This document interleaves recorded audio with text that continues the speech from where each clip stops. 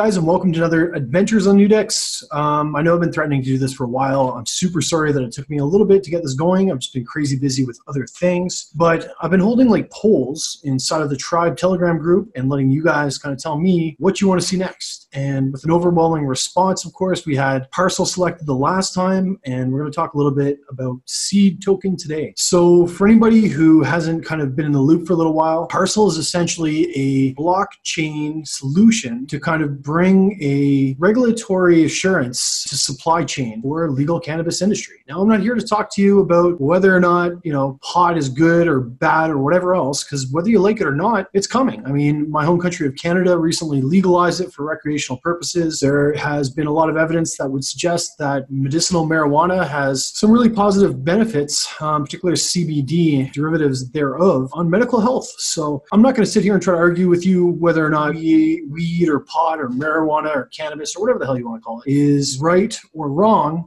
I'm just saying I've never been knifed in a dark alley by a guy who's looking to smoke a joint. Whatever that means, whatever that is, today we're going to talk about Parsl. I am just kind of going to give you the usual forewarning, not a financial advisor. This is not financial advice. I'm just looking at this token and I'm just kind of giving you my honest to God thoughts. But again, in the name of transparency, I do want to tell you guys that, of course, I have worked with Parsl in the past. I have had a professional relationship with them. I am a holder of their token. And always do your own research. This is just me taking a look at Parsl, talking to you guys about a project that I think is interesting that people kind of requested that I do a little review of. So that being said, let's talk a little bit about Parsl and kind of dig into it. Okay, so here we are kind of on the Parsl website, and I'm really kind of a fan of their marketing. I think they do a really good job of putting together a lot of their stuff. I just like their website's fantastic. I think that in order to really kind of make an assessment as to whether or not this is an investable product, you really obviously need to understand what exactly it is. So I'm just going to kind of do the quick tour, and we're going to talk a little bit about what is the Parsl project. I'm going to make it relatively quick because I think a lot of people who watch Trybe or might already be subscribed to this platform already know that we do a substantial amount of videos about Parsl. So I'm just going to kind of give you the Coles Notes on what Parsl is. Do I think it's a viable product? And do I think that it's something that the world can use? Okay, so first of all, let's talk about what the actual product is itself. In essence, it is a supply chain blockchain that's built on EOS to be able to kind of add a little bit of transparency to an industry that's kind of legitimizing. And I think that that's important. And I think that there's a need because much like blockchain itself, the legal cannabis industry is starting to make this massive emergence. And then we're caught with all these like weird regulatory hiccups that can snag a lot of the process. And we're just trying to kind of move it in towards the next generation so that we have like a safe way to be able to track things, to be able to find out information about products, to verify that products have been made by people who have actual licenses, to be able to transmit payments safely, because of course a lot of this stuff deals with a lot of cash, and to be able to kind of track it through the supply chain, every movement of it from the grower all the way down to the consumer. And this is also going to give us a little bit of protection against the police, because of course you're still not allowed to purchase marijuana from a non-legitimate source in a lot of countries where the stuff is starting to come out. We'll talk a little bit about how that works and how Parsl essentially solves this problem. All right, so of course, in order to know whether or not it's like an investable product, you need to know what problems does it really solve. Of course, there's kind of a list here, like for growers, for example. Parsl is actually going to use like a smart chip technology, and this is why we'll talk about the team in a little bit. But this is why the team is so important. Dr. Isaac Balbin is a PhD, hence being a doctor, I guess. Hello, Captain Obvious. He really deals with a lot of this RFID stuff. He's had some really important patents, and ultimately, it's going to allow growers to be able to kind of identify the different strains that they're doing, have like lab test data. So for example, if something is for medicinal use, each different strain has different functions and different reactions from different people. They need to be able to consolidate all this information so that you're able to actually assess each strain and its various properties from a medicinal aspect. So by including some of this smart chip technology, it's going to be able to do that. And it's also going to kind of allow them to focus, as it says, on the thing that they do best and just kind of growing in a legal, regulated market. Another really interesting thing about the cannabis industry is that it's really hard, even still, even though it's regulated, even though it's legal, to actually get a bank account. As one of these growers, if you're going to a bank, because it's very much an emerging technology in a new industry, you want to get a bank account, And banks are still not comfortable with the cannabis industry, legal or not. So there's a real barrier to entry for some of these companies actually being able to transact with assets and even being able to pay their employees with assets, which forces them to use cash. And we all know that cash is not as trackable, it's not as transparent, and it can cause a lot of issues on a lot of different levels. Another really cool function that it has, it's going to be able to provide some feedback from the users. So they're going to be able to say, like, this particular strain, maybe it's from like a medical thing, so they can actually compile kind of medical results based on users' feedback and based on what they're saying about the actual product. You know, this helped me with my glaucoma. And they can actually start to combine all this data, and they can actually, like, now these strains are actually identified. All their information is kept on this chip. Every movement that they make is going to be identified on the blockchain. It's going to be transparent, and it's going to allow people not to have to use big wads of cash. And we all know what happens when people start using big wads of cash. And the truth of the matter is, nothing good. So the interesting kind of thing too is it's going to use smart packaging to be able to kind of provide some advertising opportunities. So maybe in Canada, Jimmy is a recreational user, and this smart packaging can recommend a good place to get some pizza. I mean, like, let's get real here. The opportunities are kind of endless. So I think that that's kind of a neat aspect as well. It's also going to allow people who are licensed transporters, whether an employee or a subcontractor, independent creator, operator, whatever it might be, to be able to pick up and drop things off without having to move around large wads of cash, which, of course, according to kind of my previous rant, we can understand is a real problem because of a lot of illicit crime that might come along with that, and not really being able to track that particular information. Another use case, of course, is that a lot of this tracking on the blockchain is going to be able to allow people to track their inventory and really verify that these particular strains or whatever it might be is coming from the people who have said that it's coming from. So you know that when you're buying a product, selling a product, moving a product, you know where it came from, you can trace back its history, you know how fresh it is, and you just know a lot of information associated with that product through some of the smart packaging that Parsl's going to employ. Law enforcement, officer pulls you over and you're on the way home, whether you're using it for medicinal use or whether you're trying to light up on a Friday night because you have nothing to do on Saturday, whatever it might be. I'm not judging, but you need some sort of layered protection from prosecution, which means that you have to be able to prove that the product that you've got, maybe you're working in a place where it's only legal for medicinal use, you have a medicinal license, you can prove that this came from somebody who's approved, and you can prove that the product is actually what you say it is, you purchased it legally, and you're not going to jail because you're trying to get something to help make your life a little bit more processable, or just trying to, whatever it might be, for whatever reason you're trying to medicate. Now, this is one of the key reasons that I really like. We're talking about regulation. These regulators are going to need to be able to prove or be able to have some sort of system that really kind of tracks everything, makes it all transparent, and makes it so that you can kind of audit some of these companies and everything is viewable and it can be analyzed. And the blockchain provides a really good opportunity for people to do that. So in short, do I think that it has a viable use case? Absolutely. The marijuana industry is a multi-billion-dollar industry. It needs a tool like this. It needs something like this, because in order for it to really kind of become legitimized and to gain real social acceptance and to be able to be monitored and regulated in such a way that it keeps people who are using it for whatever reason they're using it safe, knowing where it came from, knowing how fresh it is, knowing the quality, getting results from other people, being able to transport it around in a cashless environment, they need this. They really, really need this. And so I think it's an absolutely completely viable product. I think it's a really interesting concept. And of course, I've been talking to Isaac Balbin for a long time, before, long before the product was ever launched, the airdrop happened.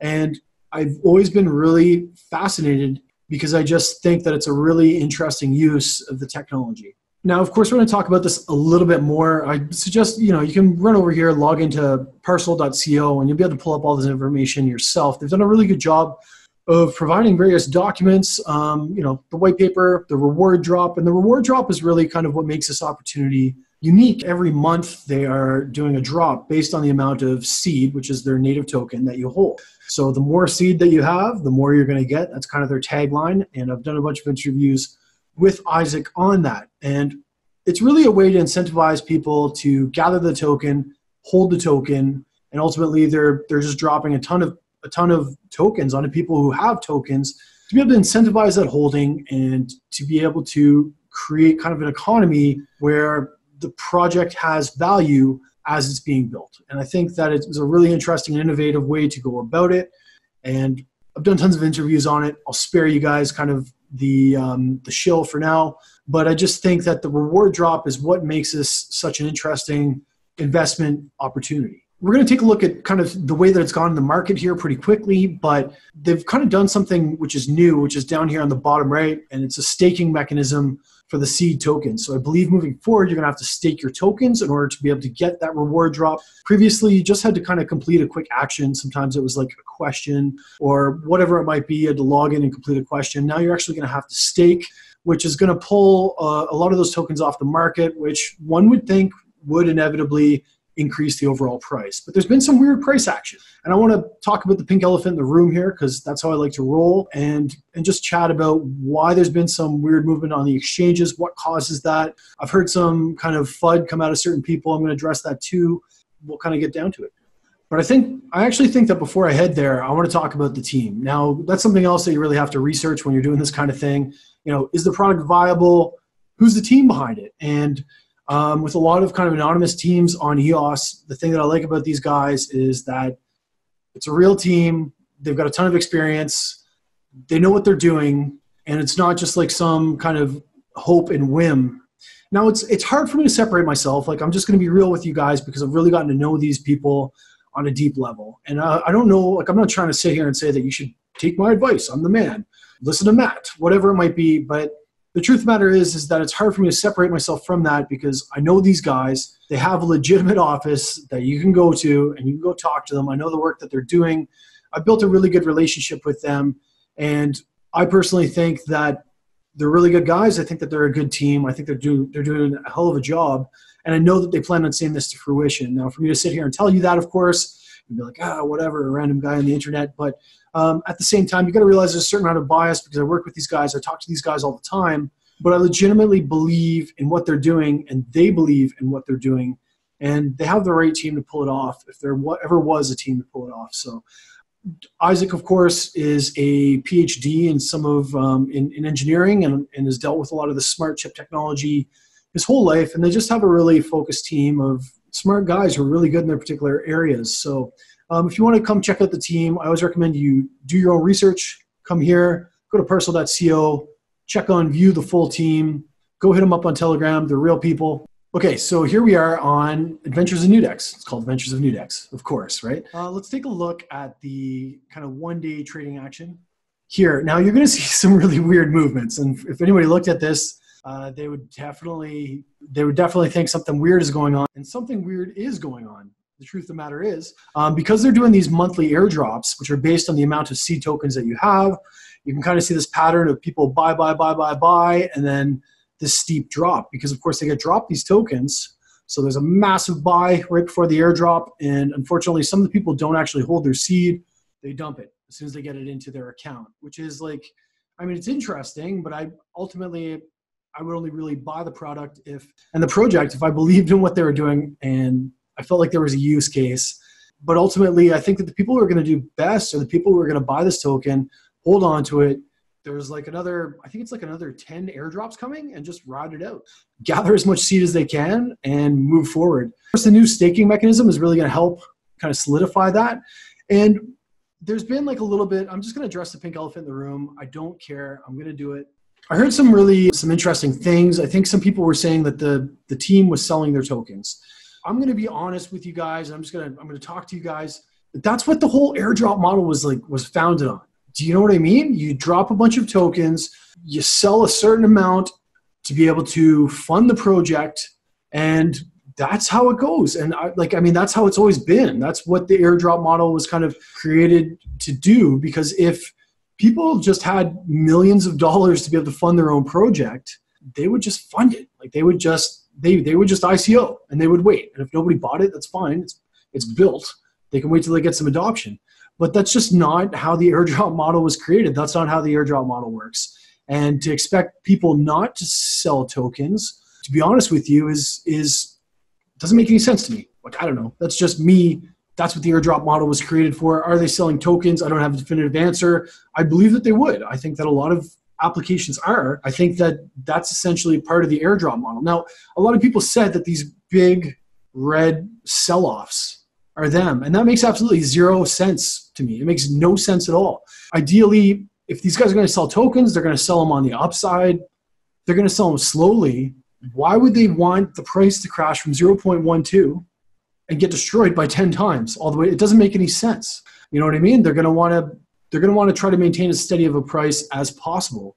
And again, like, guys, girls, that's why the airdrop model was created. They're not going to slam a bunch of tokens in the market. It makes zero sense. I get really frustrated when I hear people say that, because it takes away from what they're doing, and it also makes no sense given market tokenomics. Now, if you really want to take a look at this, you'll notice these green wicks coming up are before the airdrops. These red are immediately after. So it kind of all really makes sense. It started off at a pretty decent, we're going to break it down here into kind of like a 4-hour look. We see a lot of price fluctuations, which is of course corresponding with a lot of the things that we were just talking about, which is the reward drop, the 12-month of ongoing drops, and you can see it's a pretty volatile price. So been probably a really good market for people who are trading.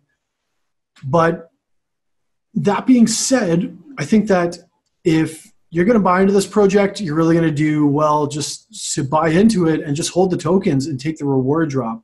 There is a need for it in this new weird regulatory framework that is the legal cannabis marijuana industry, as people start to realize that the old kind of, propaganda from the past, like Reefer Madness, I don't know if anybody remembers that, great movie, just simply isn't true. I'm not advising anybody to do drugs or not do drugs or do this or do that. I'm not pro this, pro that. I'm pro-choice. And that's really what it boils down to. I think that they're doing an interesting thing. I think that it's something that's needed to make a really transparent regulatory framework for the industry. For that reason, I personally think, not investment advice, that Seed is a buy. It's a good token. It's an interesting project. It's got a ton of viability. And I think that we could really see some interesting things happen. Let's kind of take a quick look at where we're sitting right now. So the current price is 0.001389. Again, we're going to see a lot more stability when they start doing the staking thing. Looks like it seems to be on a little bit of a climb up. And this puts the approximate market cap at, let me grab my calculator, approximately 1,621,000 EOS when we currently look at the price of EOS. EOS being $2.43 according to the current market price. We do the multiplication and we come out with a current market cap of just under $4 million. $4 million valuation for what they're doing and for some of the regulatory framework that they're about to put in place is actually, in my opinion, a pretty low valuation. I think there's lots of room for that to go up. I think if you're investing in Seed, you can expect a lot of ups, you can expect a lot of downs. If you hold on to your Seed, you can probably also expect a lot of Seed. And if they're able to accomplish what they're trying to accomplish, then $4 million is a drop in the bucket for what these guys can ultimately accomplish. Not investment advice. This is just me kind of breaking down the project. You guys voted on Seed. We're going to be holding another vote inside of the Telegram, Trybe Telegram. I'll make sure I leave a link below for that. Come over, join us. Tell me what project you want me to look at next. Did I miss something? I want your opinion. Comment in the comments below. Let me know what you guys want me to do next on Adventures in NewDex. Thanks again for watching. Please don't forget to give us a subscribe and reach out to me if there's anything that you think I should be looking at or if there's anything that you think I missed. We'll see you guys soon, and I look forward to doing another one with you guys right away. Bye for now.